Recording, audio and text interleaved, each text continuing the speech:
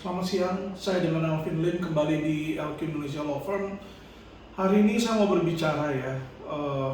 Minggu lalu kami baru ada pra-peradilan melawan Polda Banten dan Polresta Tangerang Kota. Satu hal yang saya pelajari di situ, di dalam pra-peradilan itu jelas sekali bahwa bahkan hakim di dalam putusannya menyebutkan Oknum Polri telah melanggar pasal 109 KUHP di situ yang berisi bahwa di dalam waktu 7 hari penyidik wajib memberikan SPDP kepada korban, kepada pelapor, kepada terlapor, dan kepada JPU. Ya, itu kata wajib itu yang berarti tidak boleh tidak dilakukan. Ya.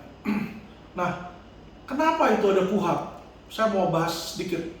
KUHP itu dibuat, yaitu adalah Kitab Undang Hukum Acara Pidana. Jadi pidana itu di dalam implementasinya, di dalam pelaksanaannya, undang-undang memberikan kisi-kisi atau aturan yang mana yang boleh dilakukan dan tidak boleh dilakukan oleh aparat penegak hukum. Kenapa diberikan kisi-kisi? Karena di dalam melakukan wewenangnya, contoh dalam penangkapan, penahanan, penyitaan, penggeledahan, dan penetapan tersangka, ada kebebasan dan hak manusia yang dikengkang di situ. Ya, jadi penyidik itu dan jaksa itu diberikan wewenang untuk melakukan tindakan paksa terhadap manusia. Nah, itu diperbolehkan, tetapi ada aturannya dibikin. Kenapa? Supaya di dalam pelaksanaan hal tersebut, di dalam penegakan hukum, aparat penegak hukum itu tidak melanggar hak asasi manusia, karena ada asas yang namanya asas praduga tidak bersalah. Ya, jadi orang ketika ditetapkan sebagai tersangka belum tentu dia bersalah. Bisa saja putusan pengadilannya menyatakan dia tidak bersalah atau tindakannya bukan tindakan pidana. Jadi kalau seseorang misalnya di dalam penahanan dipukulin atau ya haknya tidak diberikan di situ, itu sudah melanggar undang-undang. Dan boleh saya bilang, jika aparat penegak hukum melanggar undang-undang, bagi saya itu sudah bukan aparat penegak hukum, tapi melainkan sudah kriminal karena dia sudah melanggar undang-undang. Nah, anehnya di sini, di dalam sidang pra-peradilan ini, hakim sudah mengetahui dan bahkan hakim sudah menyatakan bahwa terjadi pelanggaran undang-undang di situ, Undang-Undang Nomor 8 Tahun 1981 yang kita kenal dengan KUHP, yaitu terhadap pasal 109. Jadi hakim sudah bilang bahwa oknum Polresta ini sudah melanggar undang-undang, ya. Tetapi disinilah makanya ya lemahnya Indonesia di dalam hukum itu. Kenapa sering dibilang hukum itu tumpul? Karena ada perbedaan antara kewenangan dan kesewenangan di sini ya yang bertolak belakang.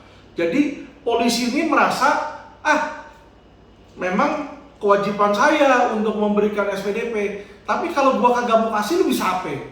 Kenapa? Kelemahan dari KUHP itu adalah tidak memberikan sanksi. Ya, jadi kalau penyidik itu istilah tidak melakukan apa yang harus dilakukan, nggak ada sanksi buat dia.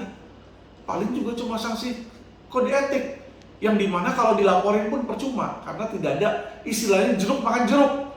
Ya, laporan saya terhadap 500 yaitu keterlibatan atasan. Yang nyuruh itu atasan, yang menyuruh anak buahnya untuk memeras itu atasan. Sampai detik ini tidak diproses, boro-boro diproses. SP2HP aja kagak dikasih.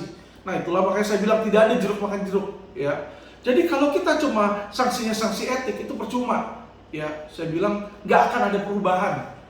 Makanya kalau Kapolri, apalagi Kapolda Metro Jaya juga mendengungkan bahwa mereka keras terhadap oknum, ya, itu hanyalah pencitraan.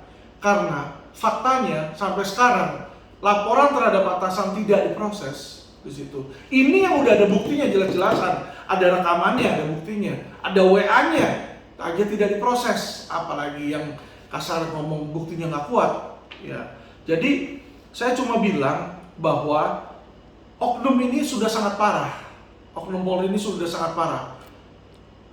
Undang-undang ada, dia langgar. Kenapa?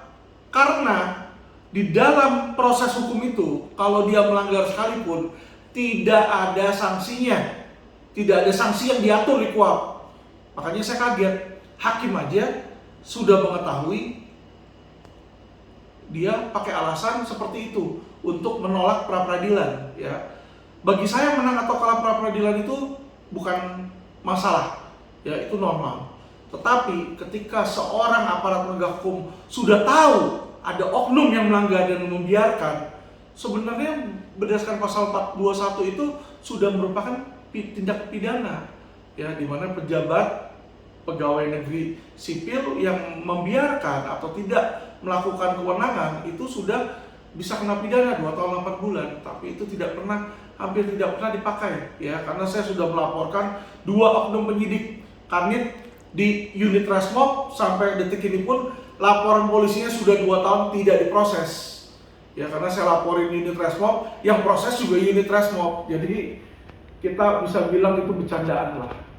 Jadi saya cuma mau menegaskan, pembenahan dan gembar-gembor Polri yang ada di media itu hanyalah pencitraan. Karena ya tidak ada laporan propam yang saya ajukan itu yang diproses. Ya, juga tidak ada laporan polisi yang saya laporkan oknum aparat penegak hukum diproses di situ. Ya, jadi tebang pilih itu masih ada. Dan yang terparahnya, yang benar-benar kriminal, yaitu investasi bodong, itu kagak diproses sama Polri. Ya, kita bicara dari Indosuria, udah tersangka tidak ditahan, alasan kooperatif. Kenapa kok Kapolri dan Kapolda tidak memakai alasan kooperatif kepada Habib Rizik, kepada Richard, Dr. Richard? Mereka kooperatif kok, dipanggil datang. Di situ Habib Rizik juga kooperatif, dipanggil datang. Apa perlu dibuntutin orang terus dibunuh pengawalnya? Tapi kenapa ditahan? Ya, jadi kalau dibilang alasannya adalah kooperatif, Henry Surya tidak ditahan, ya, itu Indosuria. Mahkota juga boro-boro ditahan, ya, diproses juga kagak. Narada juga tidak diproses, KSPSB juga di Polda Jabar nggak diproses, BSS juga tidak diproses di situ. Jadi pencitraan aja itu kalau dibilang laporan polisi selesai, ya. Jadi saya mau menyampaikan, Kapolda minggu lalu bilang bahwa 100% laporan polisi diproses. Itu mustahil, itu bohong itu. Kalau 100% diproses, laporan polisi saya mestinya diproses yang investasi bodong. Tapi tidak ada diproses, boro-boro diproses. Jadi tersangkanya tidak kok. Narada nggak diproses, mahkota kagak diproses, Oso Sekuritas kagak diproses di situ. Jadi tolong polisi, Polri, berhentilah pencitraan. Kapolda, Kapolri, berhentilah pencitraan. Mulai lakukan kerja nyata, bener-bener beresin. Kalau kalian polisi dan punya nyali, kalian berani, ya jadikan tersangka, tahan itu. Ya, jadi jangan cuma gembar-gembor bilang kami sudah melakukan tindakan penegakan oknum, ya. Kriminal itu masih jalan-jalan di luar. Dan kalian Polri takut. Ya, saya bilang kalian berani sama Habib Rizik, sama ulama, kalian berani. Kenapa? Mereka nggak punya duit buat nyogok kalian. Tapi investasi bodong itu, bos-bos itu punya duit untuk sogok kalian. Jadi duit itu lapang 5, bukan hukum ada lapang 5. Ya, jadi tolong stop itu pencitraan. Saya hanya ingin agar Polri lurus. Tugas kalian berdasarkan pasal 2 Undang-Undang Nomor 2 Tahun 2002 adalah melindungi, mengayomi, dan melayani masyarakat. Ya, bukan ngambil duit, bukan nyatut, bukan pungli kepada investasi bodong di situ, sehingga banyak orang yang sudah mati, udah sakit, kalian biarkan. Kalian harus punya hati nurani. Kalau kalian tidak punya hati nurani, Polri, untuk apa kalian ada di sini? Ya, jadi kami ini hanya ingin kalian bersih di situ. Kalau kalian memang tidak mau bersih, rakyat akan makin tidak percaya kepada kalian. Tolong Polri, kalian bersihkan diri kalian, mulai dengan tangkap itu pelaku-pelaku investasi bodong. Bukti sudah ada, saksi sudah ada, diproses saja kagak. Yang kalian lakukan hanyalah apa? Kepentingan politik. Bahar ngomong jelekin apa, langsung diproses, diperiksa. Richard Lee ngomong apa, langsung diperiksa ITE. Ya, dia melihat dia punya Facebook atau medsos lagi balik di situ, mengakses, langsung kalian mau tahan dia. Kerugiannya apa untuk masyarakat?